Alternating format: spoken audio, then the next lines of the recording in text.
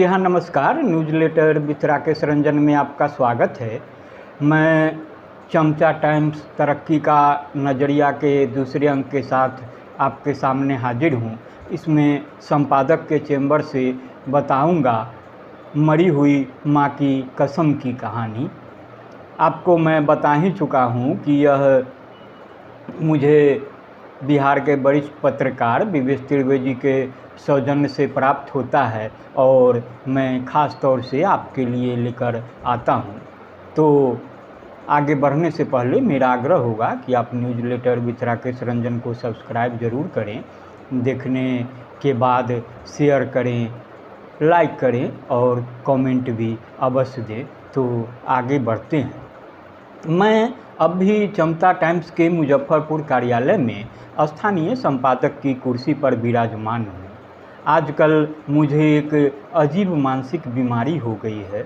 मुझे हमेशा महसूस होता रहता है कि मेरे मातहत काम कर रहे पत्रकार मुझे अपमानित कर रहे हैं या मेरे खिलाफ साजिश कर रहे हैं। ऐसा मुझे हर वक्त महसूस होता है।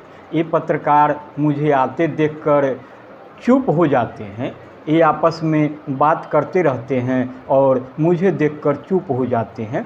मेरी मौजूदगी में ये एक दूसरे को देखते हैं लेकिन बोलते तक नहीं। मेरी स्थिति उस समय बहुत अजीब हो जाती है जब मुझे चैम्बर में वापस लौटते देखकर वे एक दूसरे को देखते हुए मुस्कुराने लगते हैं। हालांकि मैं भी उन्हें रंगे हाथ पकड़ने की ताक में हूँ। अचानक अपने चैम्बर से निकलता हूँ और एडिटोरियल कॉरिडोर से तेज कदमों से बाथरूम की ओर बढ़ते हुए कभी लोकल डेस्क की ओर तो कभी प्रोविंशियल डेस्क की ओर दिखता हूँ। मुझे ऐसा लगता है कि इन पत्रकारों के सिर में पीछे भी आँख कान है।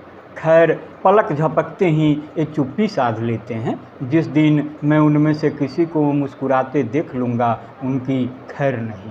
मैं दावे के साथ कह सकता हूँ कि बेसिन में हाथ धोते हुए और यूरिनल के सामने खड़े होकर भी वे आपस में बुदबुदाते हैं। पता नहीं उन्हें कैसे मेरे कदमों की आहट मिल जाती है और वे मेरे पहुँचने से पहले होठ सील लेते हैं। मेरी स्थिति अंग्रेज़ों के ज़माने के उस जेलर जैसी है जिसे मालूम है कि जेल में, क्षमा करें अखबार के दफ्तर में, मेरे खिलाफ साजिश चल रही है। भले ही मुझे पता नहीं रहता कि सुबह में रिपोर्टिंग टीम ने व्हाट्सएप ग्रुप में क्या क्या स्टोरी प्लान डाल रखता है। मुझे यह भी नहीं पता रहता है कि दिन भर का महत्वपूर्ण घटनाक्रम क्या है और आज की सबसे बड़ी खबर क्या है। मुझे इतना अवश्य पता चलता रहता है कि मेरे खिलाफ अखबार के अंदर साजिश रची जा रही है और सारे पत्रकार मेरा अपमान करने की ताक में लगे रहते हैं। मेरे कान में शोले फिल्म के डायलॉग गूंजते रहते हैं। हम जानते हैं कि आजकल हमारी बातों को पसंद नहीं किया जाता है, इसलिए हमारी हर जगह से कुछ दिनों में बदली हो जाती है। हमारी इतनी बदलियों के बाद भी हम नहीं बदले। मैंने पत्रकारों को खुली चेतावनी दी है, ये मत समझना कि जो कुछ भी तुम लोग करते हो उसकी खबर मुझे नहीं मिलती। हमारे जासूस इस दफ्तर में चारों तरफ फैले हुए हैं। एक एक घड़ी की रिपोर्ट मुझे मिल जाती है।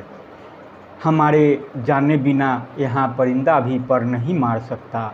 एक मोटे चश्मे वाले रिपोर्टर को मैंने जासूसी की ड्यूटी दे दी है। उसे पूरी छूट है, वह अखबार के लिए खबर लाए या नहीं लाए। हाँ, पत्रकारों की कानाफूसी की हर खबर मुझ तक पहुँचाया करता है। जहाँ तक अखबारी खबरों का सवाल है, कोरोना काल में मरीजों पर देश में सर्वाधिक रिसर्च मुजफ्फरपुर में होते रहे और वह भी हमारे चमचा टाइम्स अखबार में। ये रिसर्च अस्पतालों में नहीं, चमचा टाइम्स दफ्तर में कागज़ पर या गूगल पर होते रहे। कोई मुजफ्फरपुर का 2 साल का दैनिक स्टोरी प्लान उठाकर देख लें। देश भर में सर्वाधिक रिसर्च आधारित खबरें यहीं लिखी जाती रही। यह कमाल मैंने मोटे चश्मा वाले जासूस से कराया। वह पत्रकारों की गतिविधियों के अलावा नियमित रूप से गूगल पर टोह लेता रहता है। दिल्ली एम्स समेत कहीं से भी बीमारी के कारणों, लक्षणों, कोरोना के बाद अलग अलग रोग से पीड़ित मरीजों पर प्रभाव संबंधी खबरें छपती है, उसकी कॉपी कर लेता है। उसी स्टोरी में स्थानीय डॉक्टर का बयान जोड़कर एक्सक्लूसिव स्टोरी फाइल कर देता है। मुझे भी पटना दिल्ली कार्यालय की आंखों में धूल झोंकने के लिए रोजाना प्लान मिल जाता है और अगले दिन उसकी बाईलाइन स्टोरी लहरा कर छापता हूँ। मेरी बदतमीजी से उब कर और नाराज़ होकर चमटा टाइम्स को छोड़कर पत्रकार जा रहे हैं। दूसरे अखबारों में जाने का सिलसिला जारी है। मैंने एडिटोरियल की मीटिंग में ऐलान कर दिया है, अरे जब मैं अपने बाप का ईगो बर्दाश्त नहीं कर सकता तो तुम लोगों का ईगो कैसे बर्दाश्त करूंगा। जिसे जहां जाना है चले जाओ, आधे भास्कर में जाओ, आधे प्रभात खबर में जाओ और बाकी हमारे साथ आओ। मैं लगातार सिगरेट का कस लगाता हूँ, इसलिए मेरे दिमाग में शोले वाला डायलॉग भी गडमड हो जाता है। शोले में तो गब्बर सिंह को दबोचने के लिए ठाकुर जय और वीरू को लाया है। मेरा ठाकुर किसी दमदार जय वीरू को नहीं ला पाता है, पिद्दी को लाकर काम चलाना पड़ रहा है। सच कहूँ तो कालिया और सांभा भी हमारे साथ आने को तैयार नहीं है। शोले फिल्म में हरिराम नाई से जासूसी कराई गई थी। मैं ठाकुर से जासूसी कराता हूँ क्योंकि बिहार में नाई को ठाकुर भी कहते हैं। समय पर पेज निकले न निकले, पेज के नाम पर कूड़ा कचरा निकले, हर आधे घंटे पर वह मेरे चेंबर में चला आता है। सिगरेट का कस लेते हुए मैं ऐंठ कर बोलता हूँ, आओ ठाकुर, क्या खबर लाए हो। हुजूर, अखबार में सुरंग बनने वाली है। टीम के पत्रकार आपस में बातें करते हुए कह रहे थे कि यह संपादक बहुत खड़ूस है, यहाँ इज्जत और मान सम्मान की कीमत पर काम नहीं करेंगे। दो और बधुआ मजदूर भागने वाले हैं। सारी तैयारी हो चुकी है। दूसरी अखबार में सब कुछ फाइनल हो गया है। हमारे अखबार में सुरंग?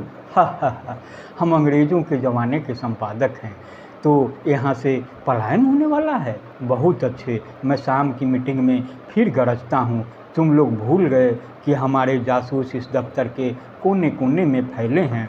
कैदियों, कान खोलकर सुन लो, हमारे आने से पहले जो कुछ इस अखबार में होता रहा है वो जब तक हम हैं नहीं चलेगा। No no no. आजकल के संपादकों की तरह मैं नहीं हूँ जो पत्रकारों को सुधारने में लगे रहते हैं। हम अच्छी तरह जानते हैं कि तुम लोग कभी नहीं सुधर सकते। अरे जब हम नहीं सुधर सके तो तुम क्या सुधारोगे। रोज़ाना कुत्ते की तरह भौंकते भौंकते अब मेरा माथा खराब रहता है। टीम के सदस्य मुझे और मैं टीम के सदस्यों को शंका की निगाह से देखता रहता हूँ। सामान्य बातों से भी साजिश और अपमान की बू आती है। इसलिए मुझे हर वक्त महसूस होता है कि अखबार के सारे पत्रकार चुप रहकर, बुदबुदाकर, मुस्कुराकर मेरा अपमान करते रहते हैं। आज एक खबर में मुझे मेडिसिनल शब्द दिखा। मैं लोकल डेस्क की लॉबी में जा पहुंचा। किसी एक का नाम लिए बगैर मैं सब एडिटरों से सामूहिक रूप से पूछ बैठा, मेडिसिनल का क्या मीनिंग होता है।